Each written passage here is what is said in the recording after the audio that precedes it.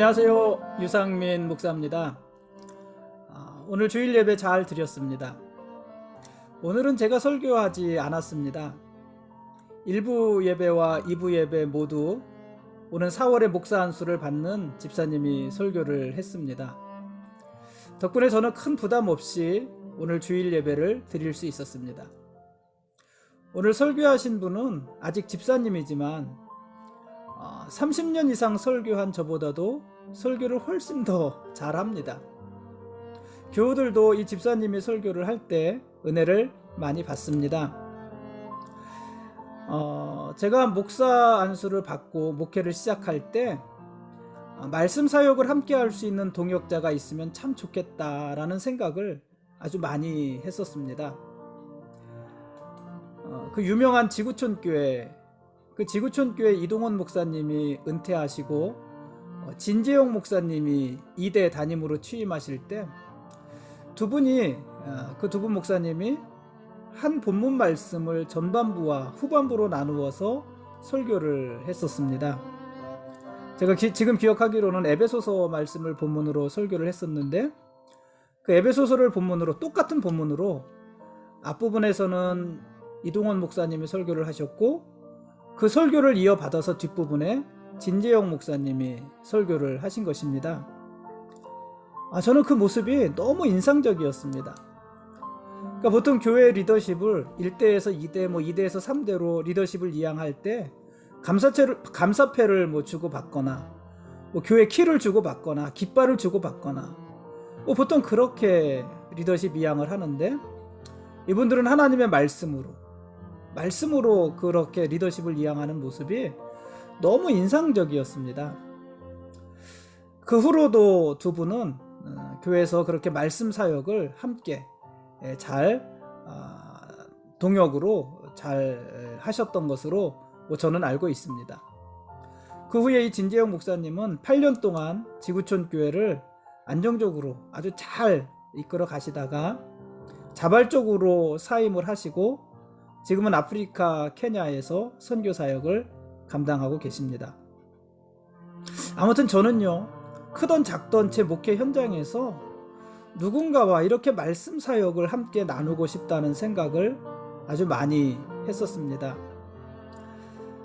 그리고 교우들과도 한 주에 한 번 설교하는 것으로 끝나는 것이 아니라 그 주일에 했던 설교를 한 주 내내 교우들과 함께 묵상하고 또 함께 적용점을 찾아서 적용해 가면서 그렇게 함께 살아가는 그런 삶을 나누는 목회를 하고 싶었습니다. 지금 돌아보면은 제가 너무 게을러서 그렇게 원하는 사역은 하나도 제대로 이루지 못했지만은 근데 아직도 제 마음에는 그런 기대와 또 흥분이 있습니다. 오늘 제가 예배당 제일 뒷자리 제일 구석진 곳에 앉아서 예배를 드렸는데요. 그곳에 앉아서 설교하는 집사님 모습을 보면서 저 혼자 이런저런 생각을 많이 했습니다. 우리가 매일 읽는 성경 말씀은 살아있는 하나님의 말씀입니다. 이런 말씀을 우리가 매일같이 읽을 수 있으니 얼마나 감사하고 얼마나 좋은 일입니까? 그렇지 않습니까? 오늘 말씀 보시겠습니다.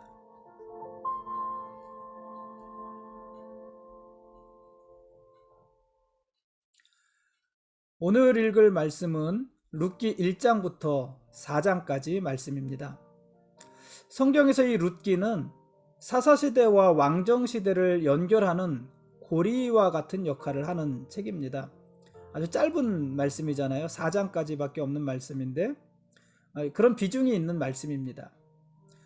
왜냐하면 이 룻기는 사사시대를 배경으로 하면서 다윗 왕의 등장을 예고하고 있기 때문에 그렇습니다. 그러니까 시대는 사사시대인데 왕정시대의 다윗, 그 다윗을 이야기하고 있어요. 그러니까는 사사시대와 왕정시대의 연결고리와 같은 역할을 하는 책이 바로 이 룻기서입니다. 참고로요, 이 룻기는 이스라엘이 미디안과 갈등하던 시대, 그러니까 어느 사사시대이겠습니까? 미디안과의 갈등, 그러니까 기드온이 사사로 있던 시대에 유다 지파에 속한 한 가정의 흥망성쇠를 기록한 책입니다. 또 이 룻기는 뭐 중요한 건 아닌데 재밌는 것은 에스더서와 함께, 여러분 룻기와 에스더의 공통점 뭔지 혹시 아시겠습니까? 이 룻기는 에스더서와 함께 여자의 이름으로 기록된 2권의 성경 중 한 권입니다. 그러니까 남자의 이름으로 기록된 성경들은 많이 있지 않습니까? 사도들의 이름이 다 남자였잖아요. 또 선지자들의 이름도 다 남자였잖아요. 근데 성경 66권 중 여자의 이름으로 기록된 성경이 2권 있는데 그게 바로 룻기와 에스더서입니다. 그 중에 한 권입니다. 뭐 중요한 것은 아닙니다. 이 룻기의 이야기는 짧은 이야기지만 아주 흥미진진합니다. 그래서 어떤 사람은 이 룻기를 히브리 문학 전체를 통해서 가장 멋진 역작 중 하나다 이렇게 평가하기도 합니다. 룻기서는요, 첫 절부터 기근으로 고향을 떠나야 하는 가족의 이야기를 아주 긴장감 있게 시작합니다. 베들레헴에 살던 엘리멜렉이라는 사람이 가족을 거느리고 기근을 피해서 모압으로 이주를 합니다. 여러분, 모압과 베들레헴의 그 지리적인 위치가 떠오르십니까? 이스라엘 하면은 일단 뭐를 생각을 해야 돼요? 요단강이 있잖아요. 요단강 동쪽과 서쪽에 있는데 그 방향만 한번 생각을 해보면은 베들레헴은 요단강 동쪽에 있습니까? 서쪽에 있습니까? 기억나십니까? 베들레헴은요, 요단강 서쪽에 있지요. 유다지파라고 그랬잖아요. 유다지파. 그러니까 베들레헴의 그 요단강의 동쪽에 있는 유다지파. 그 유다지파니까 제가 지금 말이 조금 엉켰네요. 그러니까 베들레헴은 요단강 서쪽에 있고 모압은 요단강 제일 동쪽에 있는 지역이잖아요. 요단강 동쪽에 이스라엘 2지파 반이 자리하고 있고 그 너머에 있는 지파 모압과 암몬이 다 그 동쪽에 있잖아요. 그 동쪽에 있는 지파입니다. 그 사실 이 모압은 염해, 사해의 그 제일 끝부분 바로 건너에 있는 지역이기도 합니다. 그러니까 그 너머에 보이는 그런 아주 가까운 지역이기도 합니다. 뭐 참고 삼아 그렇고요. 그 모압으로 이스라엘의 엘리멜렉이 이주를 하게 됩니다. 근데 이 모압은요, 베들레헴보다도 평균 100에서 200m 정도 높은 곳에 위치해 있습니다. 그러니까 이스라엘을 생각하면은 요단강이 있고 동쪽과 서쪽이라고 말을 했고, 그 동쪽으로 나가면은 사막이죠, 광야지요. 서쪽으로 끝에 나가면은 지중해 바다가 있잖아요. 지중해 바다. 그러니까 바람이 바다에서부터 비구름을 몰고 오잖아요. 비구름을 몰고 바다에서부터 쭉 동쪽으로 바람이 불면은 그게 어디에서 걸리냐면은 베들레헴을 지나서 모압이 더 높은 곳에 있으니까 모압에 걸리는 거예요. 그러니까 베들레헴은 이 비구름이 지나가서 가물을 때에도, 비가 오지 않을 때에도 그 비구름이 100-200m 더 높은 그 모압의 산맥들에 걸리면서 그 모압 지방에는 비가 오는 경우들이 많이 있습니다. 당연히 이 모압은 베들레헴보다 물이 넉넉했던 지역입니다. 그래서 엘리멜렉은 베들레헴에 기근이 왔을 때 비교적 물이 넉넉한 모압으로 이주를 한 것입니다. 근데 이것은요 굉장히 신중하지 못한 처사였습니다. 뭐 이스라엘을 떠났다는 것 자체가 신중하지 못한 거죠. 뭐 우리가 창세기서부터 쭉 보았지만은 아브라함도 가나안 땅을 떠나 애굽으로 가고 잘못된 것이었죠. 이삭도 가나안을 떠나 애굽으로 가려는데 하나님이 막으셨죠. 어쨌든 그 시도가 잘못된 것이었잖아요. 그러니까 그런 의미로 이 엘리멜렉이 하나님이 약속하신 땅 가나안을 떠나서 이방의 나라로 갔다는 것 자체가 잘못인데, 특히 엘리멜렉이기 때문에 그것이 더 잘못일 수가 있습니다. 왜 그러냐면 오늘 룻기서를 보니까는 엘리멜렉의 기업을 누가 이어요? 보아스가 있잖아요. 그러니까 보아스와 엘리멜렉은 아주 가까운 친족이라는 얘기예요. 가까운 친족. 근데 이 보아스는 어떤 사람이냐면 누구의 아들이냐면은 살몬이라는 사람의 아들이에요. 이제 룻기서 4장에 보면 그 가게가 쭉 나오잖아요. 그러니까 보아스의 아버지는 살몬이에요. 살몬인데 이 살몬의 부인이 누구냐면 부인이 아주 유명한 사람이에요. 누굴까요? 이 살몬의 부인이 누구냐면 라합입니다. 그러니까 보아스의 엄마가 라합이에요. 여러분 라합 기억하십니까? 라합이 누구죠? 이 라합은 이스라엘이 여리고를 점령할 때 정탐꾼들을 숨겨줬던 기생이잖아요. 기생 라합. 그 여자예요. 이 라합은 이스라엘이 여리고를 점령할 때 정탐꾼들을 숨겨주고 그 공을 인정받아서 여리고가 진멸될 때 집 창문에 뭐를 내걸었어요. 붉은 줄을 내걸었잖아요. 그 붉은 줄을 내걸어 놓고 가족과 함께 살아남게 됩니다. 그 후에 이 라합은 이스라엘에 귀화하게 되고 그리고 누구와 결혼을 했냐면은 바로 유다 지파에 속한 이 살몬과 결혼을 한 거예요. 그리고 그 살몬과의 관계를 통해서 태어난 아들이 보아스예요. 그리고 그 보아스의 친족, 가까운 친족이 누구예요? 엘리멜렉이에요. 여러분 제가 지금 무슨 말씀을 하는지 알겠습니까? 다른 사람들이라면 조금 다를 수 있는데 이 엘리멜렉이 가나안 땅을 떠나서 이방 나라로 갔다, 모압 땅으로 갔다 하는 것은 오해의 소지가 있을 수 있잖아요. 누구와 연관지어서요? 라합과 연관지어서. 그러니까 이방에서 유다로 들어왔던 한 여인이 유다에서 살다가 다시 이방으로 돌아간 것으로 오해할 수 있잖아요. 그래서 이 엘리멜렉이 모압을 기근을 피해서 베들레헴을 떠나 모압으로 간 것, 하나님이 약속하신 땅, 또 하나님이 주신 기업이 있는 땅, 그 베들레헴을 떠나서 이방 나라인 모압으로 간 것은 굉장히 잘못된 결정이었던 것입니다. 그것은 자칫 하나님이 주신 약속의 땅을 버리고 이방 나라로 돌아간 것으로 오해될 소지가 있었던 것입니다. 엘리멜렉이 모압으로 이주한 현실적인 결과도 좋지 않습니다. 모압 땅에서 엘리멜렉과 그 두 아들인 말론과 기럧이 다 죽습니다. 한 집안의 남자가 다 죽은 거예요. 이제 엘리멜렉의 집에는요, 과부만 3명이 남았습니다. 세 과부만 3명이 남았습니다. 그 말은 무슨 말이냐면 이제 엘리멜렉의 기업을 이어갈 사람이 없어졌다는 얘기예요. 한 가정의 기업을 이어갈 사람들은 아들이잖아요. 그래서 우리가 성경을 볼 때 과부, 고아, 이들은 가장 연약한 자라고 그랬잖아요. 왜냐하면 모든 권리가 남자들을 통해서, 그래서 어린 여자아이 같은 경우는 아버지를 통해서, 젊은 여자들 같은 경우는 남편을 통해서, 나이든 여자 같은 경우는 아들을 통해서 자기의 권리를 행사할 수 있는데, 아들이 없는 과부, 이 사람은요 아무것도 할 수 있는 것이 없어요. 특히 남편의 기업을 이어갈 수가 없는 거예요.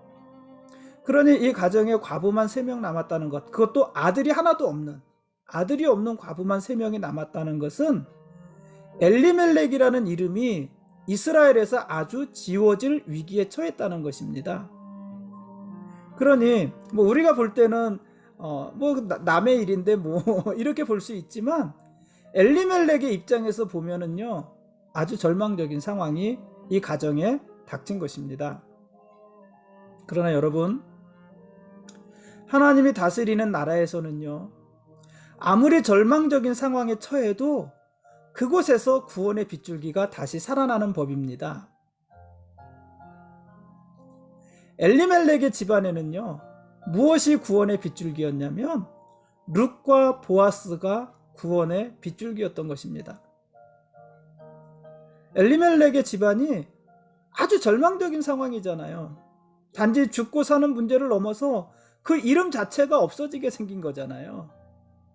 그런 절망적인 상황에서 하나님은 한 줄기 빛을 그 가정에 비춰주셨는데 그게 룻이고 또 룻과 결혼하는 보아스였던 것입니다. 생각해보면요, 뭐 그렇다. 조금 더 얘기를 하면은 이 룻이 이제 룻기서의 이야기는 우리가 워낙 잘 알고 있는 이야기니까 그 본문의 내용을 제가 오늘 뭐 구체적으로 이렇게 이야기하지는 않을 것입니다.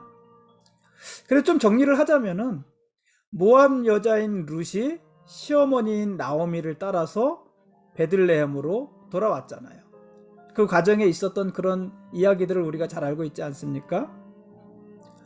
유다의 자손인 엘리멜렉은 하나님, 그죠? 유다 지파의 자손이란 얘기예요. 유다 지파의 자손인 엘리멜렉은 하나님이 주신 땅을 떠나서 이방 나라로 갔는데 이방 여자인 룻은 자기 나라의 신 모압의 신 그모스를 버리고 또 모압의 모든 이방 문화들을 버리고 하나님이 이스라엘에게 주신 땅 가나안으로 돌아온 것입니다.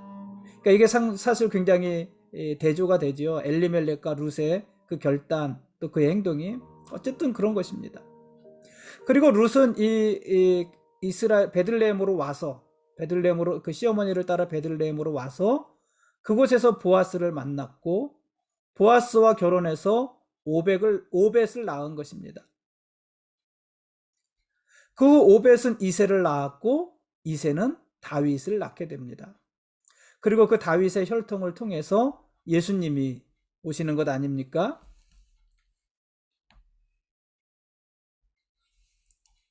잠시만요. 네, 죄송합니다. 신약성경 마태복음 1장에는 예수님의 족보가 기록되어 있는데 그곳에 룻의 이름이 나옵니다. 이 룻은 여자잖아요. 보통 족보에 여자의 이름은 기록되지 않습니다.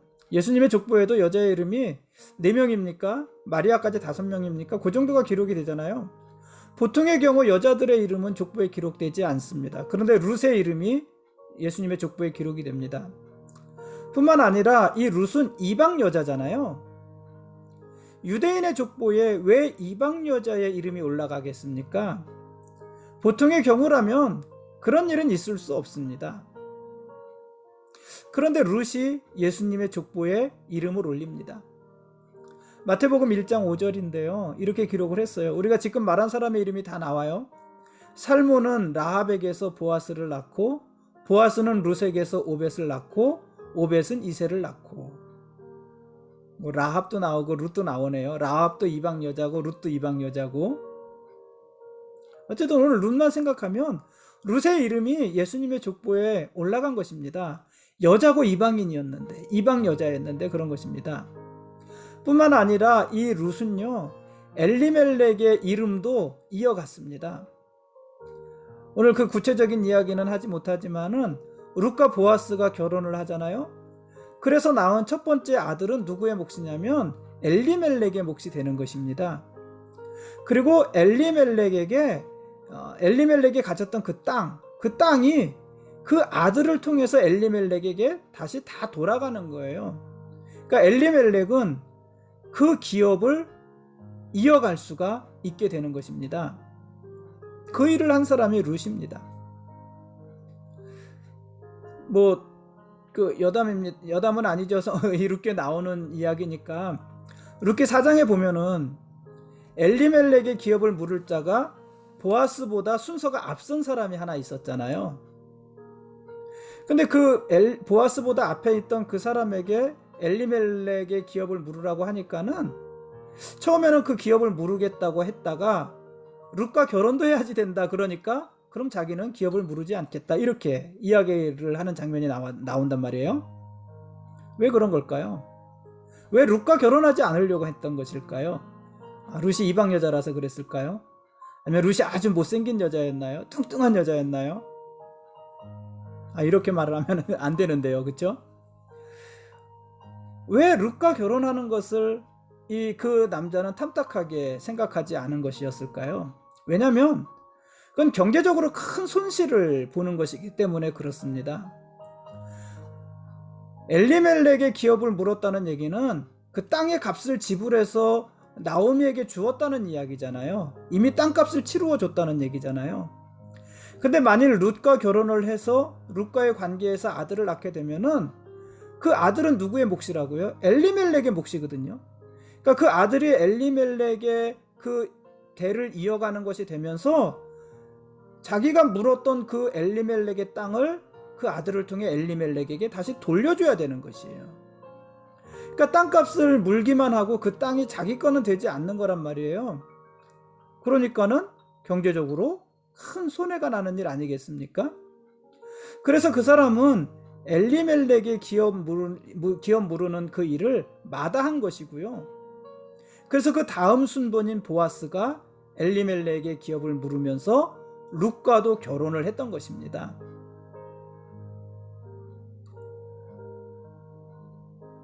그러니까 이 룻은요, 보아스와 결혼해서 다윗의 증조모가 되는 개인적인 큰 영광도 있었지만은 엘리멜렉의 집안도 이어가는 사람이 됐던 것입니다. 이 룻기서는요, 제가 준비를 하다 보니까 생각보다 할 얘기가 굉장히 많은데 오늘 여기까지만 해야 할 것 같습니다.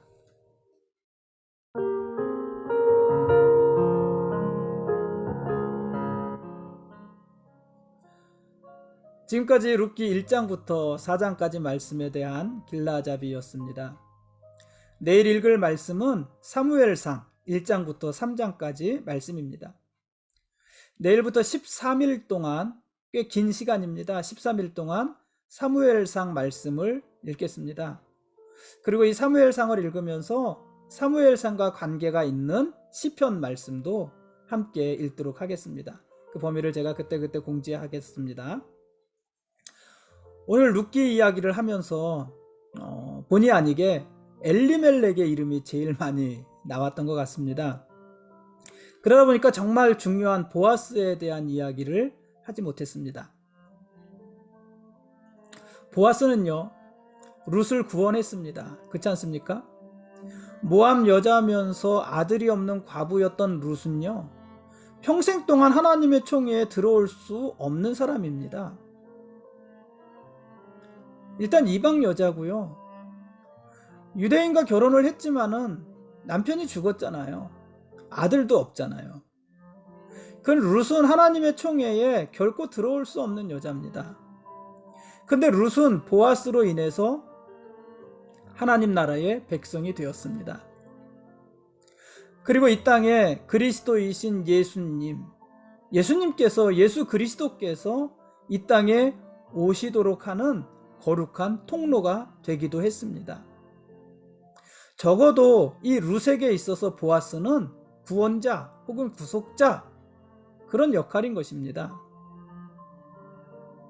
근데 여러분, 그런 보아스의 모습을 통해서 우리는 예수 그리스도를 보지 않습니까? 또 보아스와 관계된 룻의 모습을 통해서 우리들의 모습이 보이지 않습니까? 예수님은 우리의 구원자이십니다. 보아스가 룻의 구원자였던 것처럼 예수님은 우리의 구원자이십니다. 우리는 원래 죄의 노예들이었죠. 그래서 우리는 절대로요, 하나님 나라의 백성이 될 수 없는 사람들이었습니다. 우리가 성경 길라잡이 할 때마다 매일 마지막 문장이 뭐냐면 하나님이 우리의 왕이시고 우리가 그분의 거룩한 백성이라는 말이잖아요. 여러분, 우리가 어떻게 하나님 나라의 백성이 될 수 있습니까? 우리가 죄인인데. 우리는요, 절대로 하나님 나라의 백성이 될 수 없는 사람들입니다. 우리는 다 죄인들이기 때문에 그렇습니다. 그런데 예수님께서 우리의 죄를 구속해 주셨고 우리를 죄로부터 자유롭게 해 주셨습니다. 우리를 어둠에서 빛으로 인도해 주셨고 사망에서 생명의 자리로 옮겨 주셨습니다. 우리가 하나님 나라의 백성이 되게 해 주신 것입니다. 이 일을 위해서요, 예수님은 기꺼이 모든 손해를 다 감당하셨습니다. 심지어 자기의 생명까지도 우리를 위해 내놓으셨습니다. 그 결과 우리의 이름이 하나님 나라의 생명책에 기록이 되어진 것입니다. 그 이야기의 전개 과정이 보아스와 룻과 비슷하지 않습니까? 보아스와 룻, 예수님과 우리들. 그래서 사실 보아스가 예수 그리스도를 상징하는 인물이기도 한 것입니다. 여러분, 이방 여자인 룻이 예수님의 족보에 이름을 올린 것과 죄인의 괴수인 우리들이 하나님 나라의 생명책에 이름을 올린 것 중 어느 것이 더 놀랍고 대단한 일일까요? 여러분은 어떻게 생각하십니까? 이런 생각을 하면 오늘 성도인 우리의 신분이 정말 놀랍고 자랑스럽지 않으십니까? 그리고 그 일을 이루어 주신 예수님이 정말로 고맙고 또 고맙지 않으십니까? 그러므로 여러분, 오늘도 내일도 우리 그 마음을 가지고 살아갑시다. 우리의 구원자 되시는 예수 그리스도, 그분이 우리의 주인이시고 우리의 왕이십니다. 그리고 우리는 그분의 거룩한 백성들입니다. 고맙습니다.